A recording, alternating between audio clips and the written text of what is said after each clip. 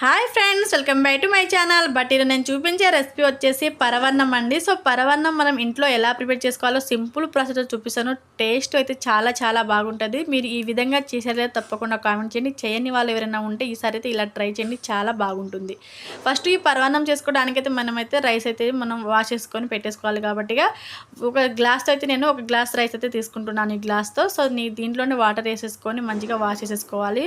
So wash చేసుకున్న తర్వాత దీంట్లోనే మనము వాటర్ కుక్కర్ గిన్నెలో వేసుకోవాలండి. సో ఎందుకంటే మనము అన్నం అనేది ఉడికించుకోవాలి కాబట్టి చాలా మెత్తగా ఉండాలి అన్నం అనేది.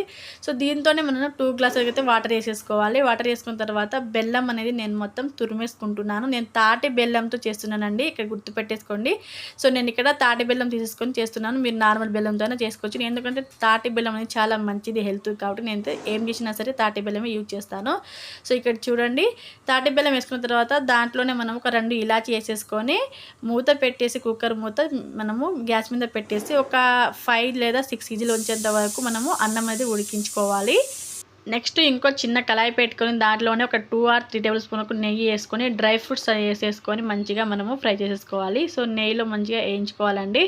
సో ఇక్కడ వేయించిన తర్వాత స్టవ్ బంద్ చేసుకొని పక్కన పెట్టేసుకోండి. సో నెక్స్ట్ మనకు అంత లోపల అన్నం అనేది పర్ఫెక్ట్గా ఉడికిపోతుంది. దీనికి మంచిగా మ్యాష్ చేసేసుకోవాలి. సో గరిట స్థాయంతో అయినా చేసుకోండి, మీ దగ్గర మ్యాషర్ ఏమైనా ఉంటే వాటితోనే చేసుకొని చాలా మెత్తగా అనేది మ్యాష్ చేసుకోవాలి అన్నం అనేది. మనకు నేను ఇక్కడ చూపిస్తాను చూడండి ఈ వీడియో క్లిప్లో. మీకు ఎంత మెత్త కావాలంత మెత్తగా మ్యాష్ చేసుకున్న తర్వాత దీంట్లోనే డ్రై ఫ్రూట్స్ వేసేసుకోవాలి.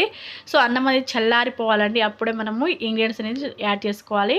సో ఇక్కడ మనం డ్రై ఫ్రూట్స్ ఫ్రై చేసుకున్నాం కదా, అవి వేసుకున్న తర్వాత మంచిగా మిక్స్ చేసుకొని దీంట్లోనే కాల్చి చల్లార్చుకున్న పాలు వేసేసుకోవాలి. నేను ఈ గ్లాస్తో అయితే 2 గ్లాస్ అయితే వేసేసుకుంటున్నాను. బట్ ఫస్ట్ గ్లాస్ వేసుకున్న తర్వాత మంచిగా కలుపుకొని సో మనకి ఎంత కావాలి ఎంత లూజ్ కావాలి చూసుకొని వేసేసుకోవాలి. సో వేసుకున్న తర్వాత దీంట్లోనే ఇంకో గ్లాస్ అయితే వేసుకుంటున్నాను. సో ఎందుకంటే కొంచెం లూజ్గా కావాలి అనేసి అయితే వేసుకున్నాను. మీకు కొంచెం టైట్గా అంటే మనం గట్టిగా ఉండాలనుకుంటే అలా అయినా వేసుకోవచ్చు.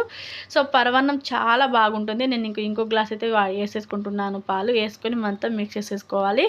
సో ఇంతేనండి, ఎంతో టేస్టీగా ఉండే పరవన్నం అయితే రెడీ అయిపోతుంది. మనం ఇలా మిల్క్ ఇలా యాడ్ చేయడం వల్ల మనకు అన్నం అనేది ఎక్కడ ఇరగకుండా పాలు చాలా బాగుంటాయి. సో ఇక్కడ ఫైనల్గా సర్వ్ చేసి మరి చూపిస్తాను. చాలా చాలా టేస్టీగా చాలా బాగా వచ్చింది. మీరు ఎలా చేస్తారో పరవన్నం అనేది మీ స్టైల్లో కామెంట్ చేయండి. ఈ స్టైల్లో ఎవరైనా చేయని వాళ్ళు ఉంటే తప్పకుండా ట్రై చేయండి, ఎందుకంటే చాలా టేస్టీగా చాలా చాలా బాగుంటుంది. సో మీరు ఇక్కడ నేను బ్లాక్ కలర్లో కనిపిస్తుంది అనుకోవచ్చు, నేను ఇక్కడ తాటి బెల్లం యూజ్ చేశాను. సో తాటి బెల్లంతో యూజ్ చేస్తే మనకు ఇలానే ఉంటుందండి. సో తాటి బెల్లం తినడం వల్ల మనకు హెల్త్ చాలా మంచిది. అందుకే నేను ఏం చేసినా సరే తాటి బెల్లంతోనే యూజ్ చేస్తాను, ఎందుకంటే మా ఇంట్లో ఎక్కువగా అవే తీసుకొస్తూ ఉంటాము.